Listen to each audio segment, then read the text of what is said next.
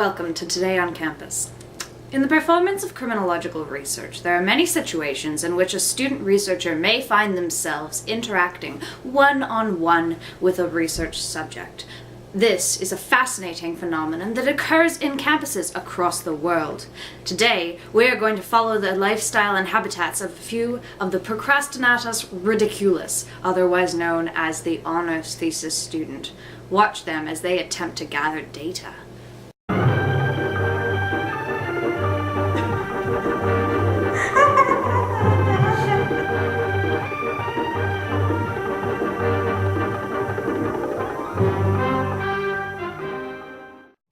All proper research begins, of course, by selecting interviewees appropriately.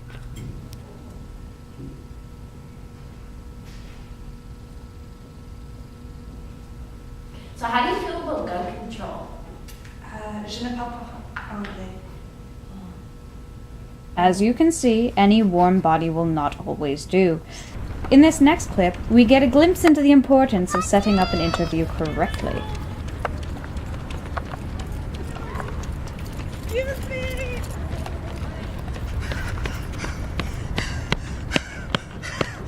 This student researcher, having learned the merits of selecting an appropriate research subject, is now looking for an area in which to conduct the interview.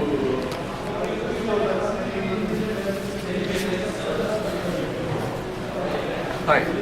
So, tell me about your history as a protester. My history as a protest.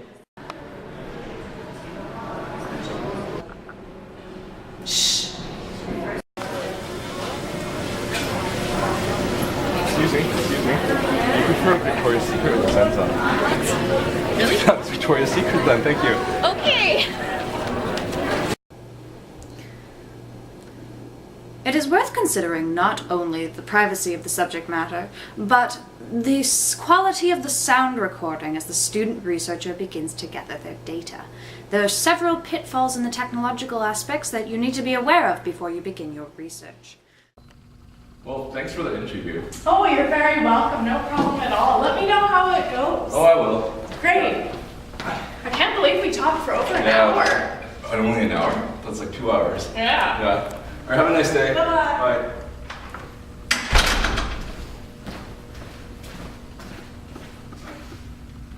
No, motherfucker!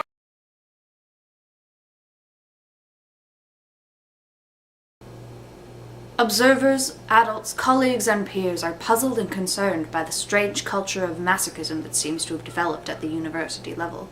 Why, you may ask, do these student researchers choose to do this to themselves? What could they possibly gain from such fruitless exercises? Look a little closer, and we'll try and find out.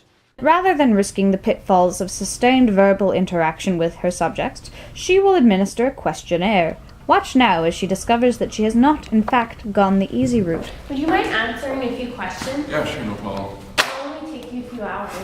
Alright, okay. Now, using a slightly revised question list, this student researcher is pressing bravely onwards. Watch, though, as she falls into a few common pitfalls. I'm here. Oh, thank you.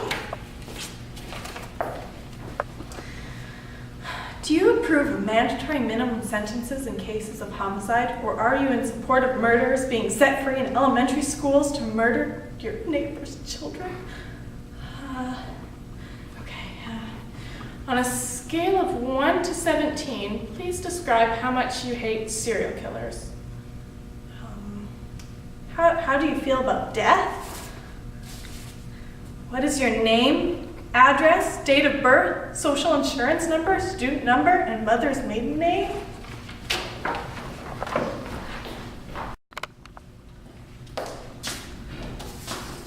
Well, thank you for your time. One of the many benefits of a questionnaire or interview is that it can be honed over time if certain questions are deemed poorly worded for whatever reason. Questions that are deemed ineffective at eliciting information can simply be dropped, and the interviewer can develop their skills at eliciting information. I guess I don't really have much to say about hockey. About the local hockey team? Yeah, I mean, hockey games are fun, but it's not a big deal. I just go once or twice a month. Every once in a while? Yeah. Only like once a month, maybe. Okay, so you go to 1 or 2 games a month? Well, yeah, doesn't everyone? Like, it's obviously you gotta go and support your local hockey team. Like, you have on the team scarf. And it's a fundamental thing, like, of Vancouver, like, living in the city. It's part of our identity. So we would say hockey is part of our identity? Yeah, but what is there to say? Nothing, right? The research subject has been gently prodded into revealing something that they consider too self-evident to discuss. But, just as easily as an advance is made, the researcher can lose that connection with a bit of ill-used language that betrays that they are an outsider to the community. So what does it feel like to you when they get the hockey ball in the net? Right. And they can further destroy any advantage they have by using questions that are leading. Doesn't that make you feel good to get the ball into the end zone? Ball in the end zone. Although some researchers do choose to share a personal anecdote or two to establish a connection with an alliance with their interview subject, most competent researchers agree that the researcher should speak around 20% of the time, while the subject speaks approximately 80%. Engaging in lengthy explanations of your own perspective only serves to bias or bore your research subject. Either way, it is compromising the data that the student is attempting to gather. Well, I think that's interesting you say that because when I was little, I used to play judo and I won a lot of tournaments. From age 10 to 19, I had like 20 trophies, and they were all first place trophies too. And I'm a black belt, 5th degree, and I'm going to plan to go into the Olympics too one day. So we witness the tenuous attempt at a connection with a research subject being severed, and our fledgling attempt at good research practice is dashed against the cruel rocks of ineptitude. Research ethics are a murky stew, and wading into them is not for the faint of heart. At this point, if any small children are watching our program, we advise they be taken from the room, as we will now begin to discuss material so frighteningly subjective, so full of nuance and paradox and balance of interest, so mired with bureaucracy and protocol, that the sheer frustration would be enough to make any sane man tear out their very hair.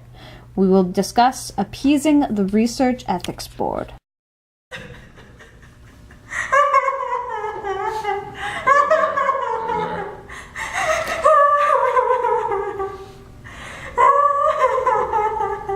At a very basic level, the researcher has an obligation to make sure no harm comes to the subject. Causing the death of your research subjects is considered an ethical faux pas. If you have managed to keep your research subjects alive, you must also strive not to emotionally traumatize them. Most students learn it is best to save truly sensitive questions for a one-on-one setting, rather than broaching them in a focus group. A proper use of good research terminology is also appropriate. Well, I think we've discussed some pretty significant things today. Well, though some of the stuff we talked about were pretty random. So, why conduct interviews? Why administer questionnaires? I'm afraid questions like this are a little beyond the scope of our program. For some reason, these honor students seem to find the process worthwhile. Perhaps they are young enough to feel passionate about their topics. Perhaps they hope to one day attain fame, fortune, and publication. Perhaps they labor under the delusion that with their degrees will come employability. Who knows?